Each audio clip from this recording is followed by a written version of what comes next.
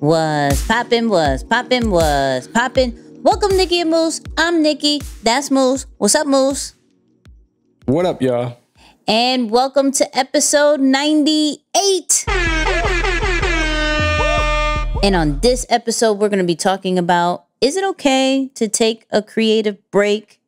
Going all in on content, monetizing a problem, and then is it good to have the best product or not to have the best product? That is the question. Moose, how are we feeling about this episode? Man, I'm feeling pretty good. This is, I feel like it's more like new era business, new generational business. I don't know what to call it, but it's a fresh perspective on business that I think we're both in a season of, oh, that's what we did wrong before. Okay, now this is why it makes sense to do it differently. So I'm looking forward to this one. Let's get into this intro. 2 kids from Queens, cut from a different cloth. Now joining forces, helping you to elevate your personal brand. Yeah, I'm talking about Nicky and Moose, bringing you a never-before-seen perspective into the mindset, the mentality, the behaviors, the driving force, but more importantly, the stories behind the people and brands that you know and love the most.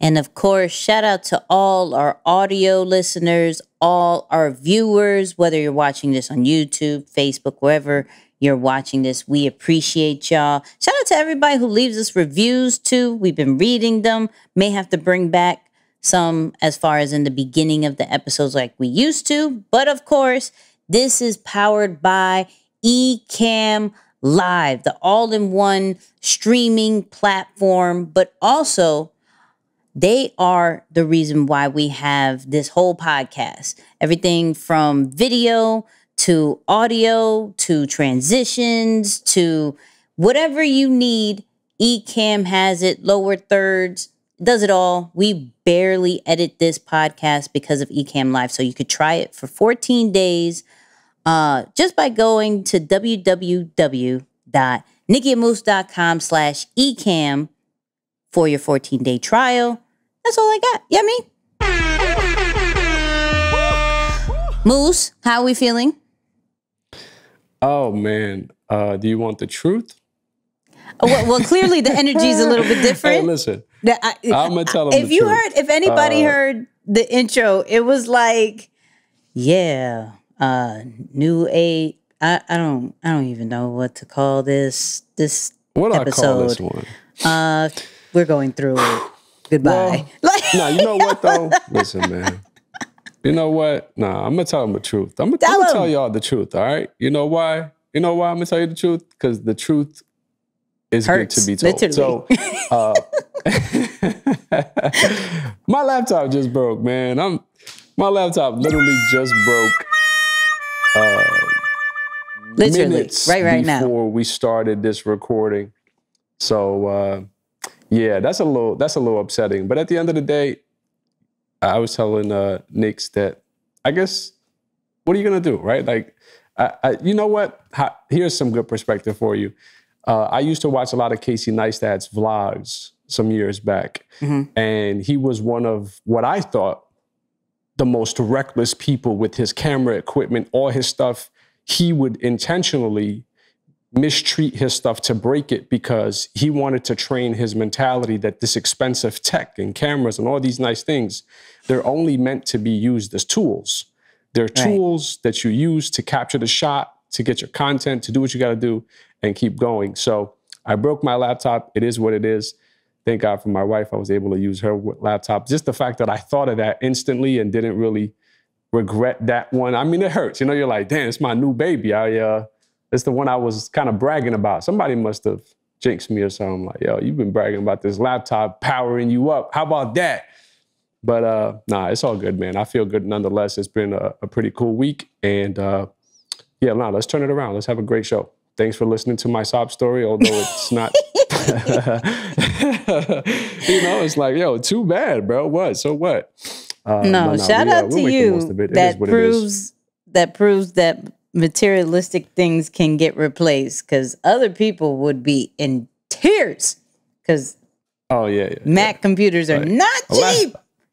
Yeah, Mac computers are not cheap. So shout out to you.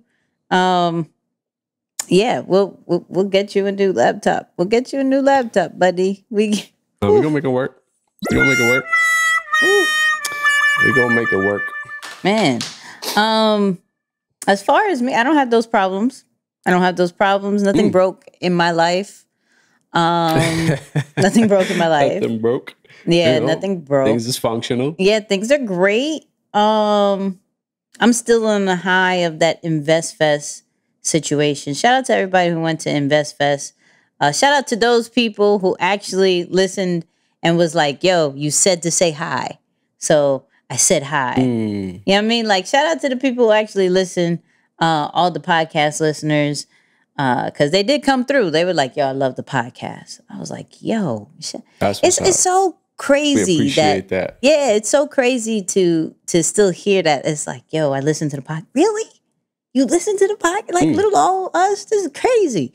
So shout out to everybody there. It opened my eyes to the impact of consistency. It really opened my eyes to that. I was like, oh, okay, we about to turn up. No pun intended with the shirt. It literally says stay consistent. But ooh, I like that. It does. Yeah. I got that in InvestFest. Somebody had it and I was like, I need to have that. They're like, I got you. I said, praise God. But let's get into this episode. You want to start this one off? This was kind of your topic. Yeah. So this was pretty cool. There's actually a blog that I'm subscribed to that will often send out, just their newsletters with a bunch of cool content for creators, especially. And so I was checking out this week's newsletter, and they featured a YouTuber who was also a gamer. His name is Corey, and he was bringing back or posting a video for the first time in about 3 months. So surprisingly, the video got well over, I think it was 6 million views or something like that in the first 48 hours. Right. It's crazy numbers. And he had taken a break from creating for some time. He's done it before. He was a little burnt out, the whole nine. But it was crazy to me to think about, wow, this concept of being a content creator or a creative entrepreneur, because you make a living off of your content, the things that you put out online, you can't possibly take a vacation, some time off. And I don't know that it's the way that it would work if you were at a 9 to 5. So I wanted to talk about that. Like, how do creative entrepreneurs take time off, right? When you are literally the face of your brand. So just a small clip from his return and 6 million views in 48 hours. As many comeback videos as I've done, I never know exactly like how to do them. But I tell you one thing, I'm always well rested when I come back. That's an upside. Y'all not getting like rinse and repeat tired content from me. It's always fresh, spontaneous, and new. You never know what you're gonna get because I don't never know what I'm gonna upload. Love it. I will say, I do appreciate that he had like an explanation video, right? And the reason why I say that is because a lot of us will leave and like come back and act as nothing happened. Like they'll just post like regular. And people are like, hold on, homie. Like, where you been? Mm-hmm. What's going on? Why? And the cool thing is when you do videos like that, it kind of like rebuilds the trust a little bit quicker than you just showing up and posting again. Because now you have to say, yo, I'm back. Come back to me. Like I left you. I'm no longer like in your life, but now I'm back. So come hang out with me again. And some people are going to be a little reluctant. This is like a relationship. You kind of left. Like, I'm doing other stuff now. I'm following other people. I'm looking at other content. And you're like, no. But really, I'm back. No, really, I'm here. And they're like, yeah, cool, prove it. Right? Now, what's cool about this whole thing is Moose wanted to talk about, like, can we take breaks? And I'm saying yes, right? It's all about creating a system. It's all about figuring out what you do on a regular and what is that bare minimum when you are gone. Or what system do you have in place, whether it's another person, whether it is an app or some sort that is going to allow you to post or to still stay present on a regular rather than just going ghost on people, right? Bare minimum, you could at least be doing a video or a post that says, look, I'm going to be gone for about like 2-3 weeks. I'll be back then, so you're not going to see any kind of content. It at least warns people. But I recently went to Puerto Rico and all these other places, and I didn't skip a beat. I understood my bare minimum style of posting, right? Which later down the road, when I went to InvestFest, that was one of the biggest compliments. Yo, you're one of the most consistent people I know. Mm-hmm. And I'm like, why, thank you. You know what I mean? Like, thank you. But there's nothing wrong with taking a break. There's multiple reasons to take breaks. I believe from a creative standpoint, this is one of the most draining thing for your mental to create on a regular. Regardless if you post every day, once a week, once a month, it's still very draining because it takes a lot of mental to think of all this new creative stuff. So you could be taking a mental break. You could be, you have family, special event, whatever the reason. You don't necessarily owe us that explanation, but we already understand. I like to say, without content, you don't have a brand. So without you posting, your brand kind of like disappears, especially in this world. Yeah. So.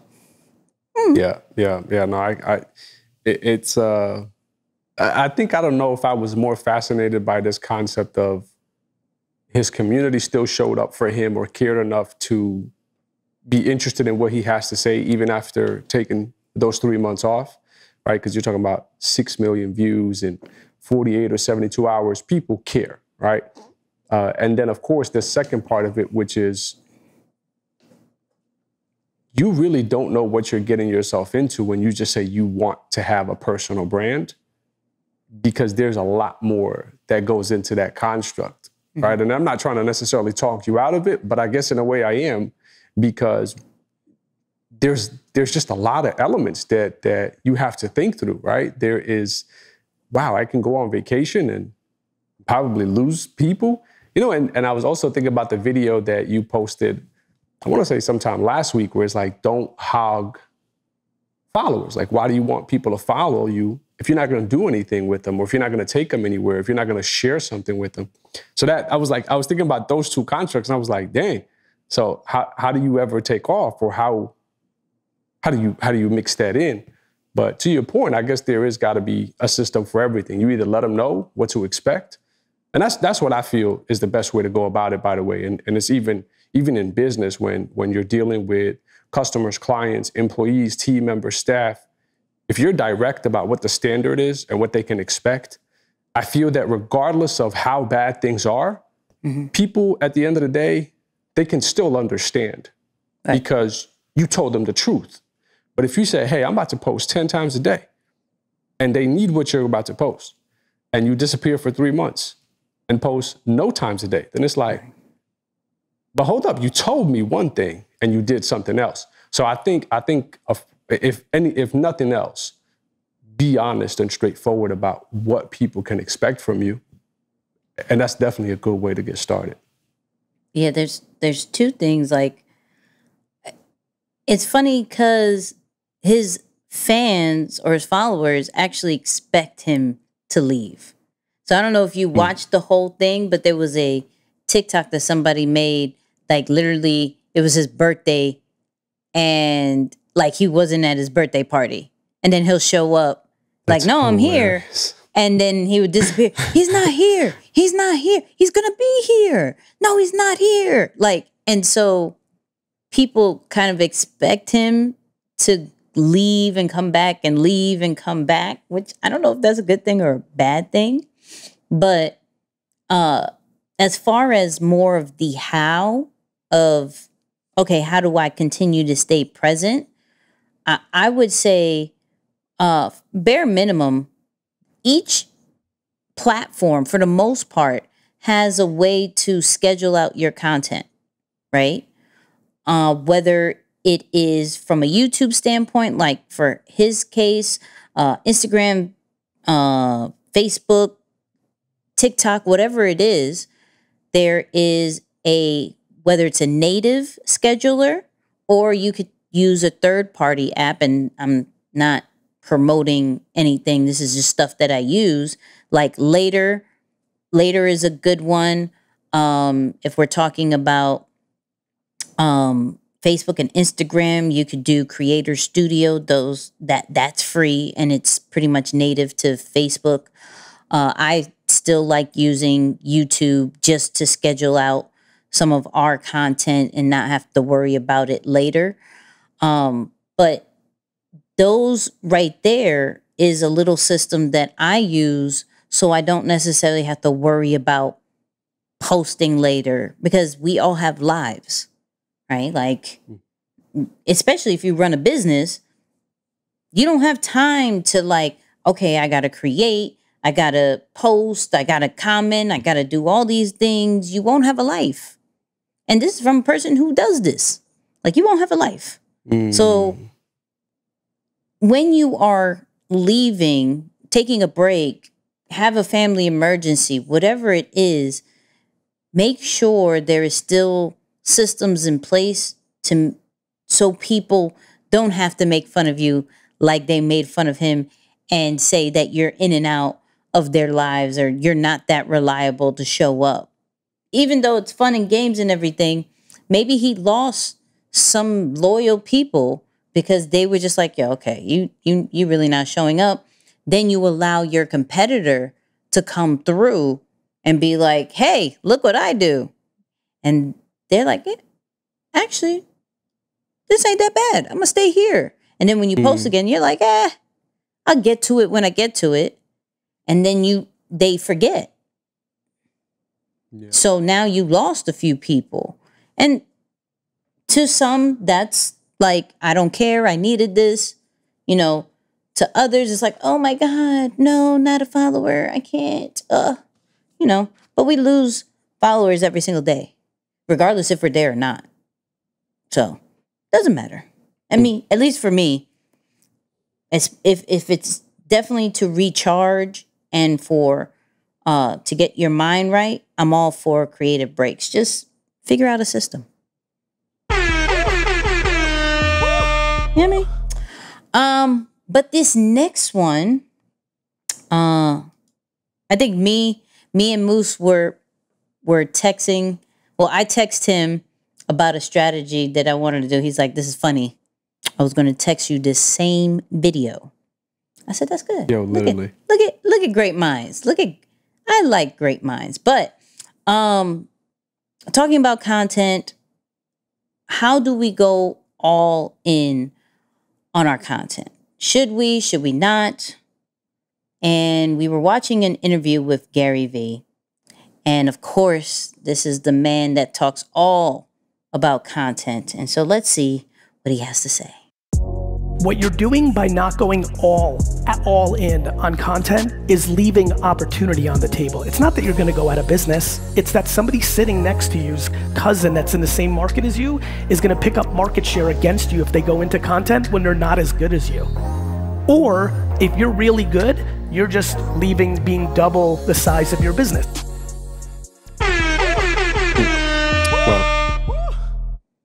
Well, yeah, the one thing that I got from that, and I think you might have said it either later on in that clip or I just kind of ran to it, and it was this idea of you get to create the type of lifestyle that you want.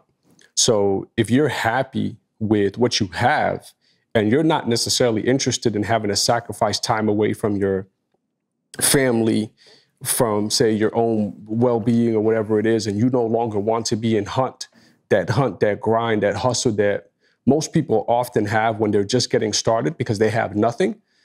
And quite frankly, some of us can get a little comfortable when we start gaining some traction. We're like, oh, you know what? This is kind of cool. I actually don't have to work as hard. Or I got a real loyal tribe that I don't have to hustle for. They're there. They trust me. Whatever I'm providing for them works. The thing that really clicked for me was he said, well, if you stop trying to become bigger, what you have will eventually get smaller. By all means, that because things are constantly changing, whatever you did today to be relevant is not going to work tomorrow. Right. And I was like, wow, that's the mentality of a lot of people. It's like they call them, you know, some people they have that hunter's mentality or the farmer's mentality. And, or actually, no, that is the better way to say it. You have some of those people who are hunters, like they wake up every day and they're interested in trying to go get something new. And then you have others with a farmer's mentality who just want to stay and take care of what's there. And as they nurture that, they know that it'll continue to grow at a slower pace, right? But it's a totally different mindset. And it's like, wow, you can lose to someone who's not as good as you because you got comfortable taking care of what was working a month ago, or a year ago, or what got you what you currently have. So it definitely puts a little fire on to say, no, you have to stay in the game, bare minimum, to at least stay at the level that you're at. You can't just get to a level and expect to stay there by doing nothing. You still have to keep some activity flowing. Yep, I agree. And how he explains it in that particular video makes it more easier than what people probably believe. It's like, you may think that you have to create original content on all these different platforms every single day. And he was like, do you see me dancing? Do you see me doing any of those trends or anything like that? No, what he does is take his life and documents it and has somebody cut it up, because everything that you do is content. And so from a bare minimum, going all in, if let's say, well, what we do with this podcast, right? We'll do a weekly podcast, normally about an hour or so, and then cut it up into 12 to 13 different things, different pieces of content, different types of content. And that will take care of all week or so, where people feel as if they have to create every single day, and you don't. You have other things to do in life. We're all content creators without necessarily being content creators, because real life content creators love to create original content, right? Where other content creators create content based off their life. It's not, I am intentionally creating content for so and so and so and so and this platform. And no, this is what's happening. Figure out how to format it to fit that platform, and figure out how to format it to fit that platform, and to have a consistent schedule over and over again, right? So you have to figure out what type of content creator you are. I'm more of the original one. Moose is more of the document my life, and we're going to figure it out and cut it up for these platforms, right? Either or is not wrong. The point is to put out content, and I'm going to say it, I'm going to stress it, maybe the title of this podcast. Without content, you do not have a brand. In this day and age, because perception is everything. We do look at your profiles and see how much content you have and see your numbers and determine if we're going to do business with you or not. We are. And so we have to we first have to say, yeah, I'm going to go all in with this digital life. I'm going to go all in with content. I just have to figure out if I'm the one that can do original content or I'm the one that is going to once a week at least record something that is going to be able to be documented for the rest of the week. Either or is great, but figure out what you are and don't feel pressured to do both. If you could, great. If you can't, that's okay. You just have to find your style of creating content and putting it out there, because if not, your competitors are going to look better than you. Period. And they probably are not. They probably suck, but they show up more. They put out way more content than you, which will then steer their thought process of, is what you're saying right or what they saying is right? Because they're putting it out there more. They're doing a little bit more marketing. They're showing it in a different light all the time, that the 1 or 2 times that you're posting kind of gets drowned out of the 7, 8, 9 times a week they do it. So you have to look at it. Like, I'm not trying to get beat by people who don't know more than me. I'm not. Not at all. Now, if you know more than me, I can respect that, right? But I'm still going to probably put out more consistent content than those people who know more than me. Because the people who are even starting out have that same mentality of like, yo, I gotta put out a lot of content and somebody's going to catch on to it and they're going to think I actually really know what I'm talking about over the real experts in this game. So, and hence why we always had the conversation of, is there real experts out there? Or is it just because they know how to put more content out? That's where we are too. But we got to play the game. This is the digital game that we're in. It's draining to some. But if you understand how to play the game, the rewards are so amazing. Yeah. And it's interesting because there's so many of us that are still worried about how other people perceive us. Mm-hmm. And when you listen to someone like Gary talk, he's telling you that, and for those of you who haven't checked out that full interview, at some point, go check it out. But he's telling you that one of his main objectives is to make sure he doesn't care who's asking him the question.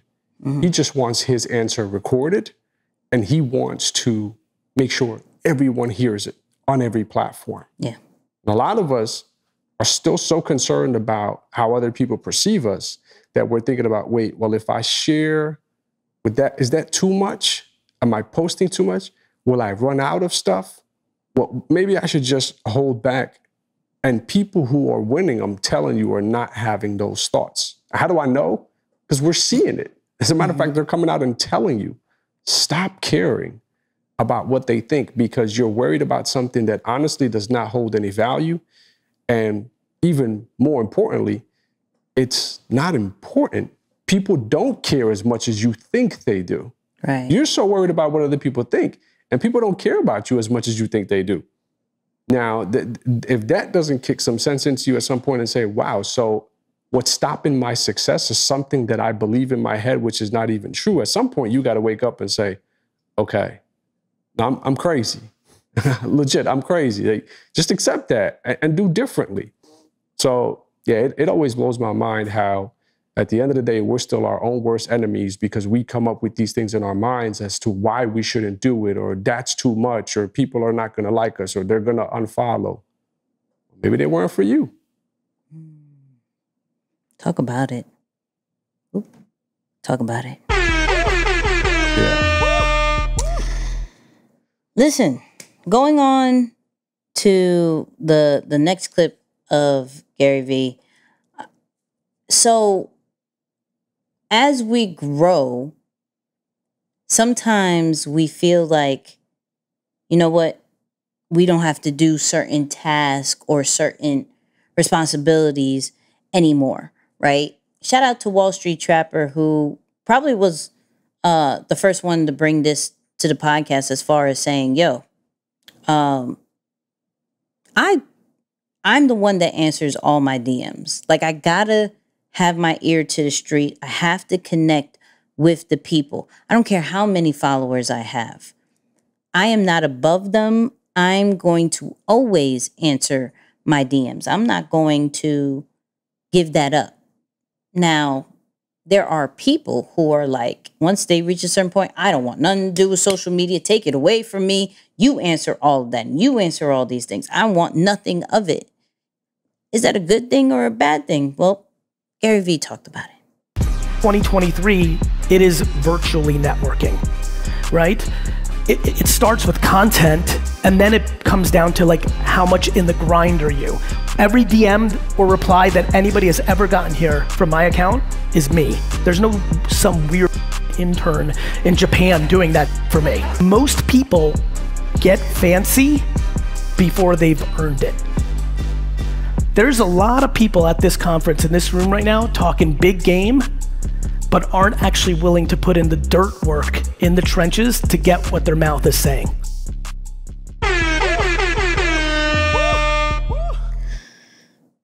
Ouch for some. So I don't believe that if it's not your strength, like, don't do it. Like, I'm cool with that, right? Some people can't create content. They try in the beginning just to get the vision out, and then it's like, nah, take that away, right? Cool. I do believe there is some things you still have to keep because it just brings a human connection, right? There's things you have to delegate, but this is where you have to understand the heart of your brand. So with Gary, the heart of his brand is the connection with his fans, right? That's what he's big on. He could do a spontaneous meetup and hundreds of people will pop up because of the connection that he has with his fans. I've heard it multiple. I met Gary Vee. He looks at me right in the eye. He spends time to show the attention. There's intentional connections being done. That's the heart of it. If he gave that away, he gave up the heart of his brand. Now, you just have to identify, and I'm not saying everybody should keep the DMs and things like that, but what I really want to focus on is understanding what is the heart of your brand and keeping that part and not always trying just to delegate every single thing. Because I think the heart of your brand keeps you honest. I think certain tasks, certain parts that gives you that passion, that love for why, and that remembering of why you started doing things, I think that keeps you honest and keeps you going even when times are down. So maybe that's it for him. Like, yo, the DM, the connecting with people, that's my thing. Don't nobody touch that, right? He doesn't create the content, but maybe he posts it. I believe he does. He's like, yo, I want to narrate how this is going out. We're good, right? Now, I'm big on delegating, but just don't delegate every single thing when you don't need to. Especially before you're ready. we've spoken about it a few times where some people are just so quick to give up their social media and quick to give up certain parts when they don't even understand the vision, when they don't even understand the tone, and they don't understand how people are supposed to receive the brand. You're just like, I have a brand, I have a business, I can't do this, take this away from me. But then you really give the power of your brand away. You give the power of your business away because you're giving up everything because you don't want to do it, or you believe you don't have to do it. And there's a certain truth to that, because you're not supposed to do everything in the business, but you still have to have an understanding of what's what and the overall view of how is this brand being burned in people's heads. If you don't understand that part, do not delegate anything. Don't, because you don't know the true vision and the true tone of your own brand. You don't. And that's okay. Sometimes that takes a bit. But don't rush to delegate so quickly when you haven't necessarily put in the work that is needed to delegate. Yeah, it's crazy. I heard, I think Alex Hormozy said this one time. He said, fancy fails and simple scales. So, and it's crazy because, tell you a quick story, a really good friend of mine, we put something in place for him that was working, converting, leads are coming in, thousands of dollars. Mm-hmm. Perfect. I spoke to him yesterday. And he says, yeah, slowing up, things are not working. There's definitely some adjustments. And the team is not doing what they're supposed to do. And I'm sure he won't mind that I'm sharing this. I said, is the team clear on what the process is? Do you have a process in place? He said, nah, I do. I was like, okay, hold on. I asked you what the process, if you have a process in place. First you said no, but then you came back and you said you do. What's the process? And when you double back like that, I think it really gives people an opportunity to think through what they're saying. He was like, okay, maybe they're not clear on the process. Here's what I want them to do. I said, wait a second. So you went away from something that was working because you want to have your assistant add an extra step to the process to make it seem as though, all right, cool, I'll have my assistant reach out to you with the information and you just fill out that questionnaire and then we'll reach back out to you and see. I said, do you know how inconvenient that is? But it's exactly what he's saying there, right? We want to get fancy before we've earned it. And the crazy thing is some of us have already earned it, but because we care about this perception of fancy, we're taking steps backwards to preserve our fanciness. That's good. Doing something that works for your brand and your business is more important than how the fanciness is perceived or that perception that you give to people. There's nothing wrong with doing hard work. Like, hard work is not a bad thing. It doesn't mean that you're not talented because you work hard. I said it all the time. Nicky works harder than anyone I know, hands down. There's not even anyone that comes close to. I don't be like, oh, maybe it's Nicky and, oh, I don't know. It doesn't even compare. Like, there's no questions asked. And that's why what you see happening is happening. It's not a surprise. So I think also part of us, I don't know, maybe sometimes we think that working hard makes us look as though we're poor. It's like, no. If you're happy doing what you're doing, work freaking hard. Who cares? You're going to bring up a whole different topic. You're going to bring up a whole different topic because that battle of, working hard and how it has such a negative look on things now is so weird to me. It's like, I fully respect those people that like who think for a living, right? And they, you know, to some people say like, that's not really working hard. If that's not really working hard, why is there depression? Right. You feel me? Like everybody has a different definition of what working hard is, right? Just because it's not manual doesn't mean you're not working hard all the time, right? And so I do believe there is a level, granted, shout out to Connie, you do still need to have your systems and all of your processes and everything like that. I've respected that now that we're friends and I have friends like Connie and everything, and I see it, I understand it, right? Mm-hmm. But that's still, from a certain time period to set that up is hard. It's very hard to set up certain systems and things like that. Once it's done, oh my God, it's great. But a lot of us, once that's done, is not just sitting like, that's it. Now life happens and I am all the way rich. You're probably thinking of another system to set up that you can chill out a little bit later, but there are seasons where you're working hard.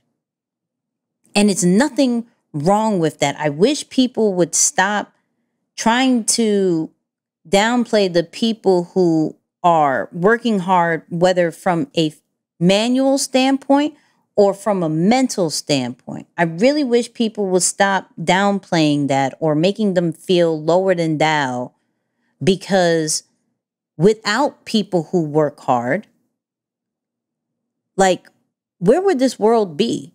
Like, where would be certain inventions? Where would be certain experiences? Where would be the digital world that we know of? Like, y'all can complain about the algorithms all you want. There is somebody who is constantly trying to figure out problems in order to put in this algorithm to have the best experience on these platforms.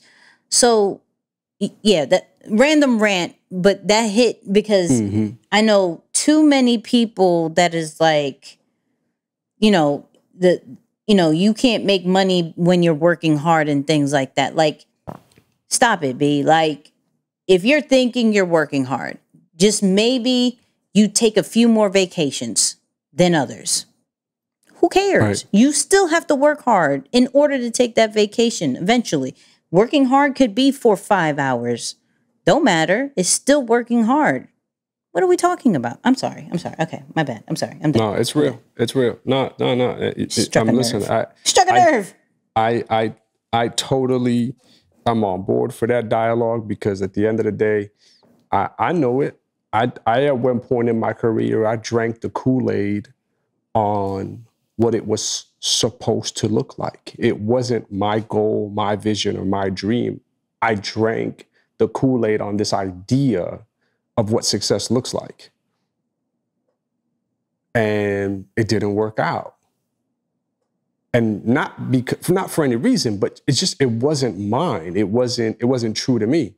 And then when you start doing that inner work, and again, I'm probably gonna sound like a broken record saying this on every single episode, but it's good. Y'all need to hear it consistently. Now, shout out to Gary for encouraging me to be more persistent with my message.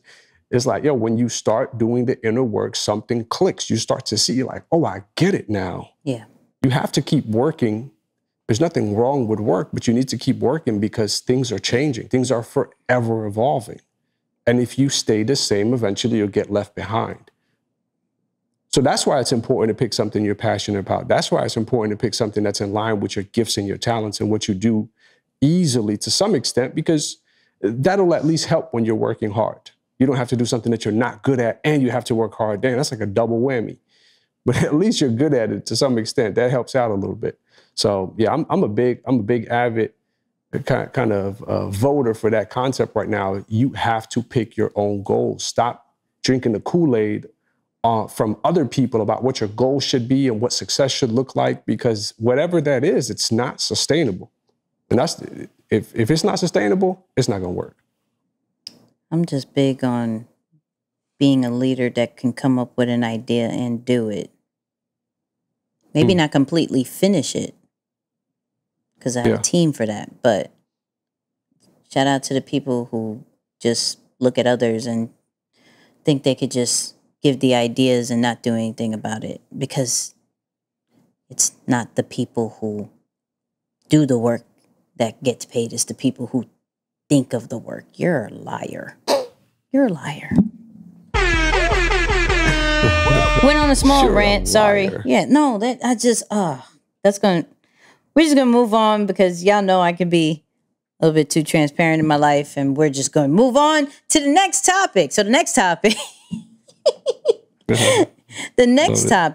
I was watching this interview, because you already know there are people behind great empires. There's people behind great brands.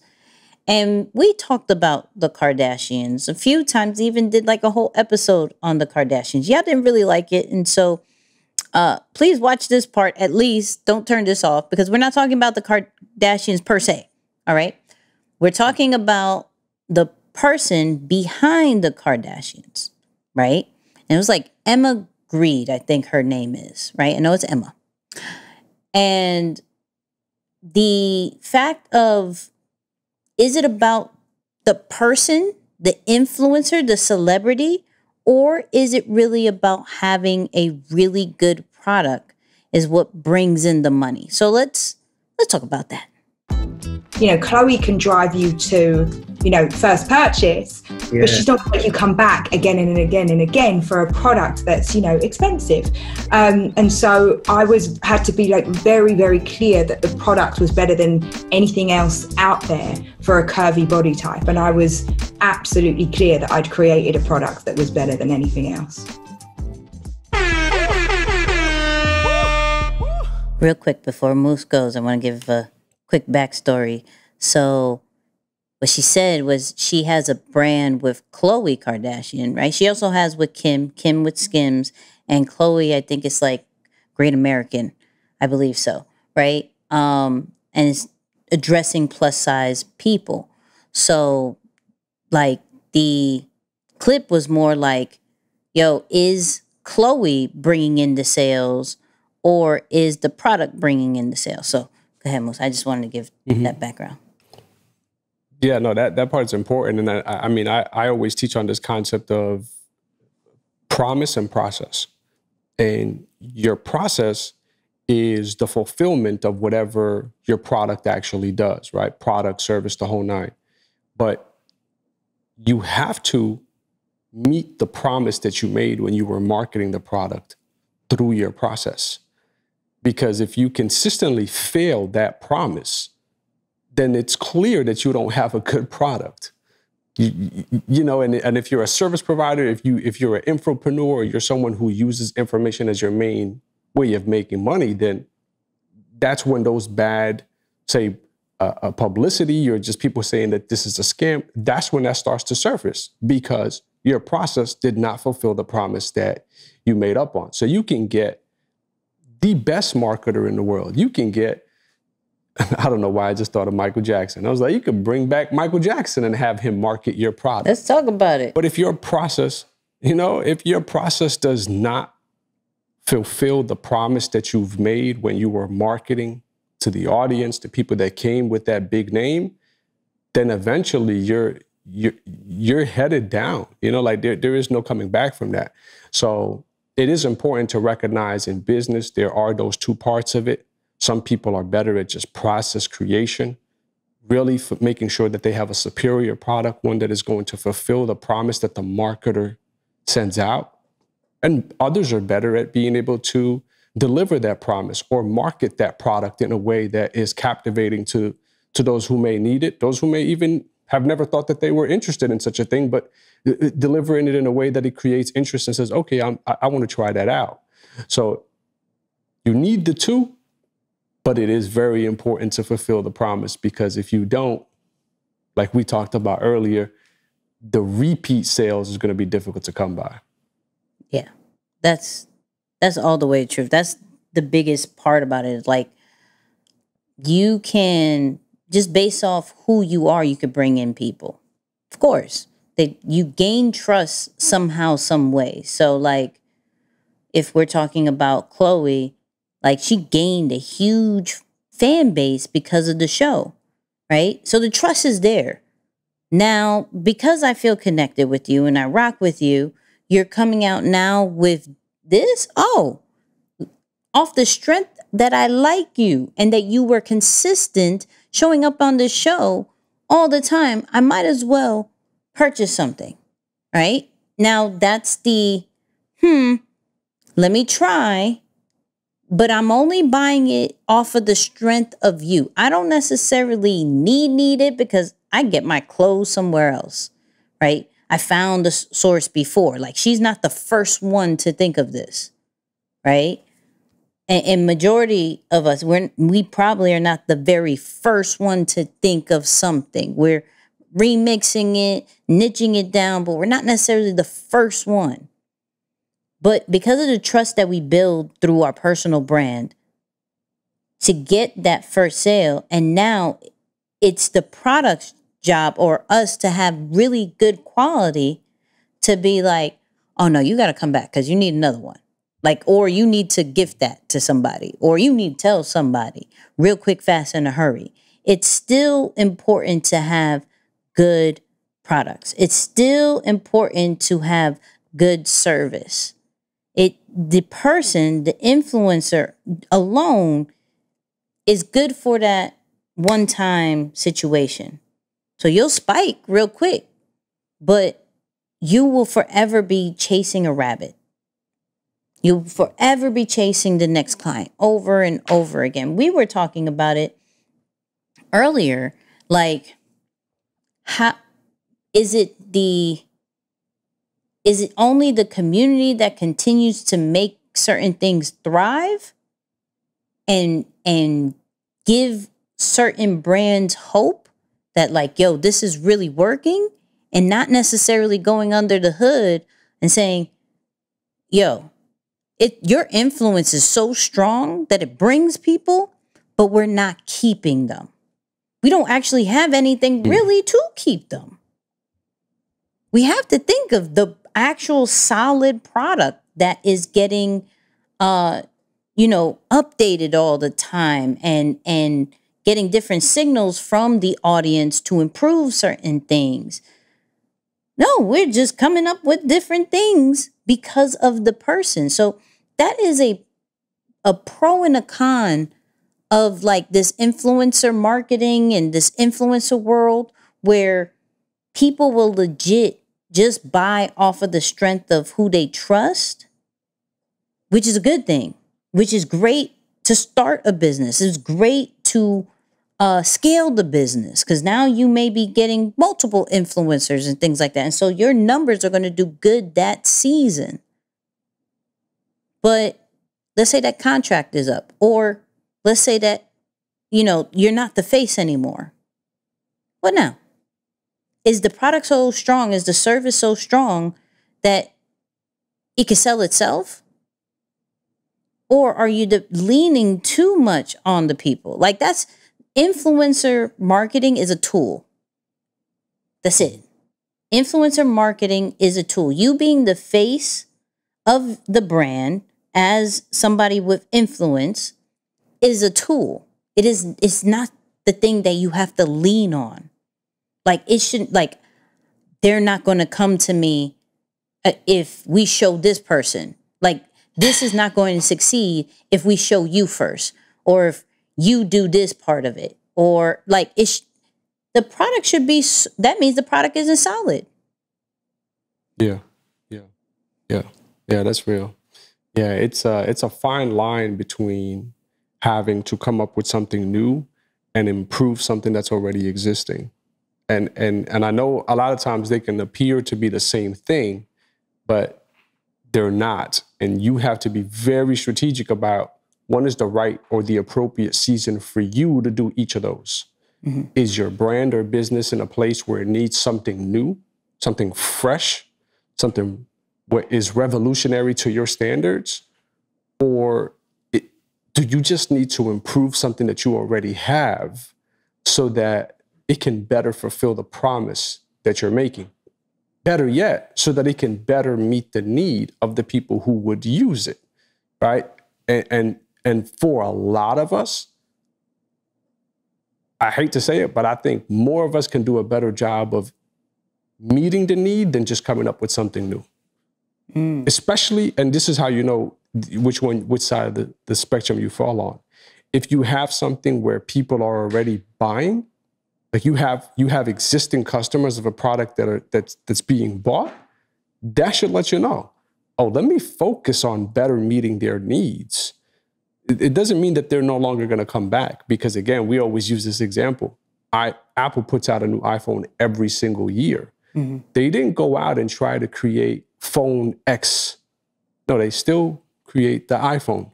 Yeah. Not the X phone, the iPhone, but a different version of it, a better version of it. They keep improving it. And it's not new, it's different.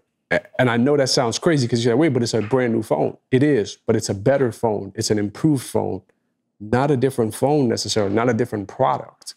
So that's a big lesson that a lot of us need to learn for sure. So here's a question I have for you that I was reading a book. I'm not going to say the book just yet, but I was reading a book. And what do you feel brands should concentrate on more, like businesses with their products and services? What people need or what people want? That's for a successful scaling business.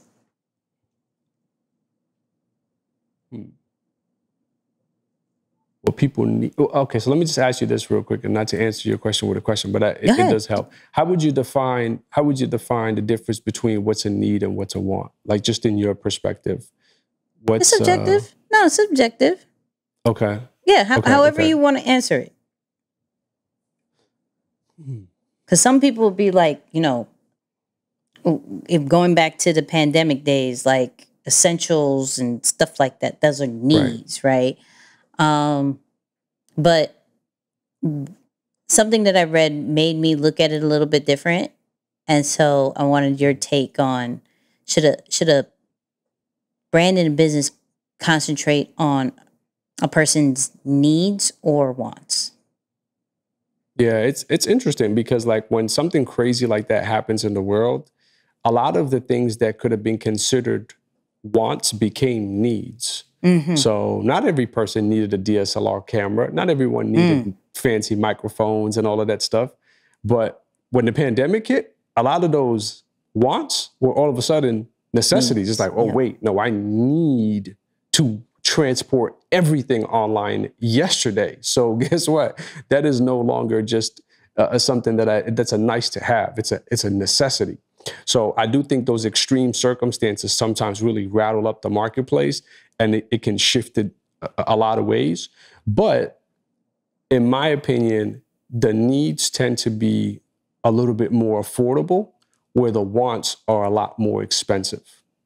So from a pricing standpoint, at least I'll say that. So it all goes back to the type of brand and business that you are. If you're someone who's a high value, well, you can reach scale through high volume transactions at a lower cost. Right. Or, products or services that don't cost as much. But if you're more of a premium service or a premium brand that you probably need, you want to focus more on that want. It's like, okay, how can I create that experience for the top 20% of the consumers, 10%, 1%? Because heck, I can do one transaction a month, but that one transaction will keep the lights on for 6 months because the price is just so much higher. So that's one thing that I can think of at the top of my head. It's like price definitely plays a role into it when you're thinking of which side of the spectrum you fall on. So I'm leaning now more towards want because people buy off of emotion. Right? Yeah.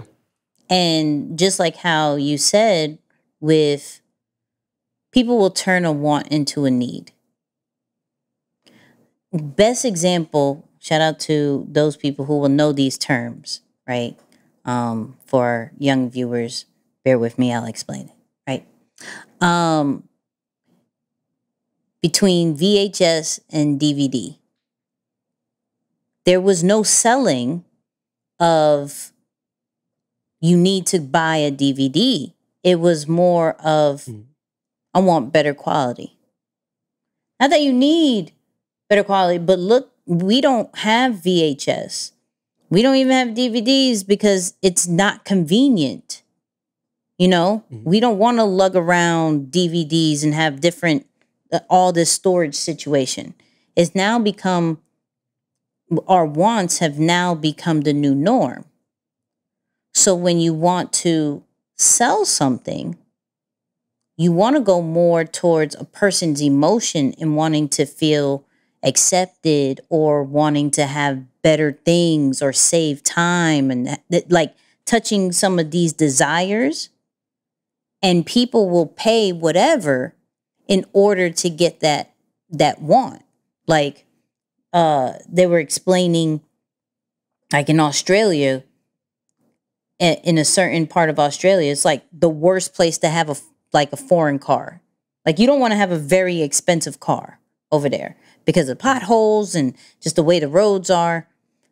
But everybody wanted a Ferrari. Why? Because it's a status system situation. Plus, only certain people were allowed to have that. So now it becomes more of a need in order to be accepted into these situations. Do you need to be accepted in these situations? No. You only need to breathe. That's it. Yeah. I mean, like, that's the only real thing we need to do is breathe, be sheltered, have some clothes because that's illegal. I mean, like, those particular things. But we feel like we need certain brands, right? We need certain things when, all honesty, if we was to break down a lot of the things that we have right now, majority of them are wants. Even from the stuff that we eat, right? Stuff that we eat, like, yo, I gotta nourish myself. You don't have to nourish yourself with almond milk. You don't. Not that particular brand of almond milk. You know what I mean? Not that particular brand of cheese. Not that particular brand of apples and bananas for all my healthy people. You know what I mean? Like, there's certain things that we literally buy based off the want of being accepted or our emotions being triggered. So when we're looking at it now, when we're trying to sell something, how is this product or service triggering an emotion of I want this, that I'm triggering my mind to say this is a need? That's good. I'm just saying. That's good. That's good. Just saying. But we are going to be talking about how to turn a problem into money on the after show. I can't even talk. After show. So go check that out. All Apple Podcasts. And maybe by the time you hear this, depending on when you hear this, we may have another situation. But go check out the after show. It's going to be fire. Shout out to everybody who follows us on all social media platforms, on YouTube. We're at like 11K on YouTube. We just hit 10K on Instagram. And that's all because of you guys, you sharing it, you following and commenting. And we appreciate it. Moose, final words. Yeah, you're so good at making note of the future. It's like, oh, it's on Apple now, but by the time you listen to this, it's going to be elsewhere too. I just want to put that out there. You're so good at that. I just wanted to say that publicly. Final words, man. You only lose when you quit. You only lose when you quit. You know, when this laptop fell off the stand and broke. Come on, speaker. Oh, come my on, come on. Yeah. Real life situation. You know, when that laptop fell off, then I'm gonna send you a pic of the little sit up there. But when that happened, look, man, this show could have been, oh man, I'm gonna have to see y'all next week or something. But I didn't quit. You know, just find another laptop, make it work. So only time you lose is when you quit. Keep going.